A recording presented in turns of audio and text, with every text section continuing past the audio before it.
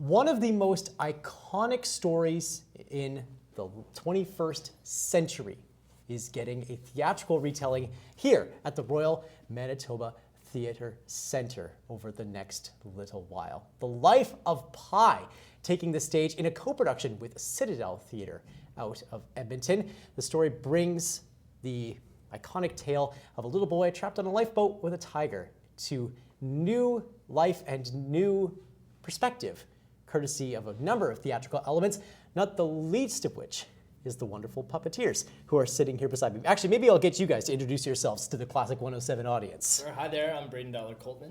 And I'm Troy Feldman. So wonderful to have you both here. I'm going to ignore the Oilers cap on your head for a second. How could you? How could you indeed?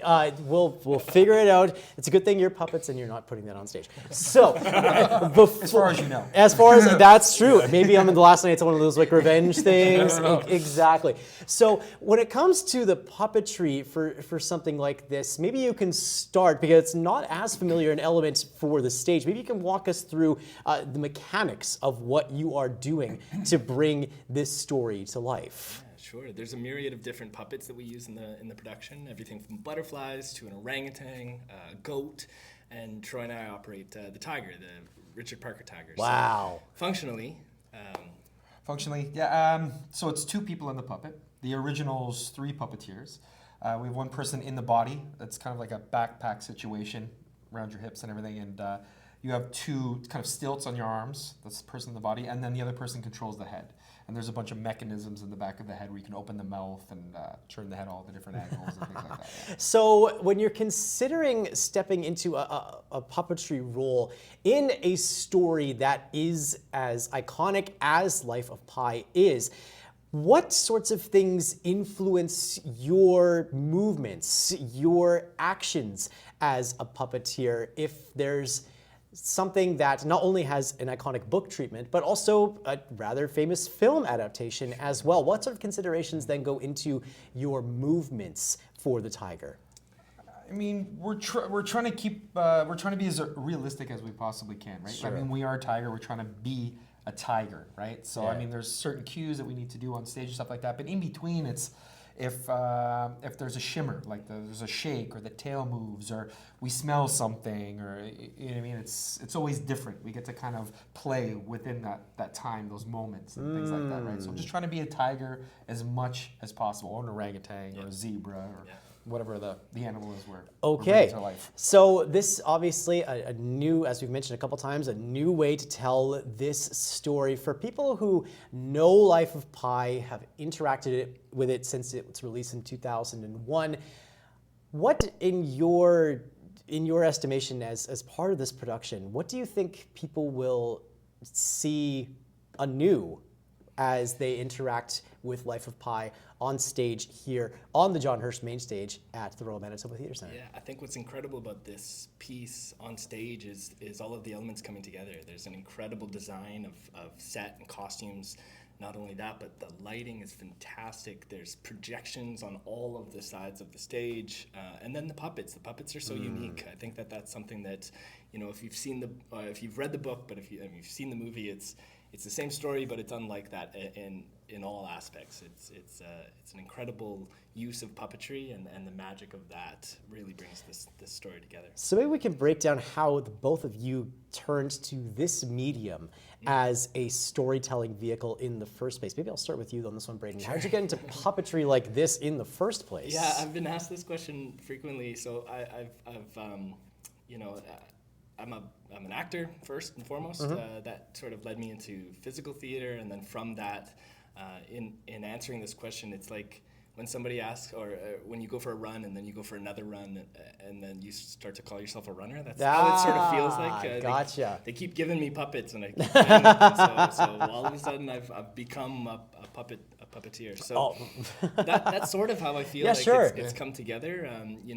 These are the kinds of opportunities that I seek. They're really captivating, and for myself, incredibly creatively engaging. So that's kind of how I'm lucky enough to audition for them, and then once getting the role, you really immerse yourself, and then you meet other people who are just as engaged in that kind of thing. And, Is it the similar story here for you, Troy, where you fell into this sort of running habit and then you became a runner? It's yeah, pretty much. I started out with dance and things like that, and then did more like doubling. I did some doubling stuff, mascot work. I did a lot of mascot work, parkour, and yeah, acting, same thing. And then it just kind of trickled into. I kind of went from mascot into puppetry. Okay. Yeah. So maybe already a couple of tigers or other animals in your past as Yes, well a to lean couple on horses. here. All right. Yeah. Cool enough. Yeah. Good enough. How does the multifaceted nature of your artistry impact what you do in puppetry, do you think? In other words, what did you bring from a dance realm, a mascot realm, into this type of artistry? Being physically aware, super important. And I feel like movement in general. There's all different kinds of movement. There's and I also part of the dancing that I did was breakdancing, so it's a lot of on the ground floor work, which really helps to translate into animal movement and that I'd say that kind of helped. Okay. Yeah. A different background though for you, Braydon, coming from like a more of an acting sort of a discipline. Sure. What does, as you develop that running practice, I love this metaphor, I'm sticking with it. What do you bring then from acting yourself, putting yourself on stage, to then inhabiting a puppet through this artistry? Yeah, I mean, all the values and principles of acting are the same in puppetry. It's a living, breathing character that has just as much to do with the story than somebody who's outside of a puppet. So I kind of take it, I come from that mindset, bringing these characters to life. But at the same time, there's it's a different kind of a walk. It's a different kind of a breath. It's a different kind of emotion that we're using. I would say that's sort of the angle that I come at with. So there's a couple of different adaptations that we've talked about when it comes to the story, but you are also adapting this production somewhat. You're taking it from one stage to another across Canada as this production begins its run here in Winnipeg. What are some of the considerations that you make for space when it comes to making an adaptation from a place like the Citadel Theatre in Edmonton to here on the John Hirsch Mainstage? Fortunately, both of those venues are very similar. They do there's a lot of partnerships between those two theaters that have happened over the years. So there's a sense of similarity, but at the same time, you're getting used to a wider space. The John Hirsch is a wider theater, so there's a little bit more travel time backstage, or there's trying to figure out where the best place for a zebra to get dropped off is. And, negotiating the technicians. They're all new to the project, so a lot of the rehearsals in the last few hours have been trying to figure out how to integrate them and make them feel comfortable, because we have 2 rehearsals before our first audience tonight. Okay, Yeah. Incredibly exciting to be able to contemplate what audiences will take away from this experience. Maybe, Troy, as you are bringing this to the stage for the first time in these coming days, what do you hope that people take away from your element, the puppetry element of Life of Pi, about the nature of the story that maybe they won't get if from any other element, the projections you talked about, the straight acting that will obviously make an appearance as well? What do you think that people will take away from your contribution specifically? I hope they'll be inspired.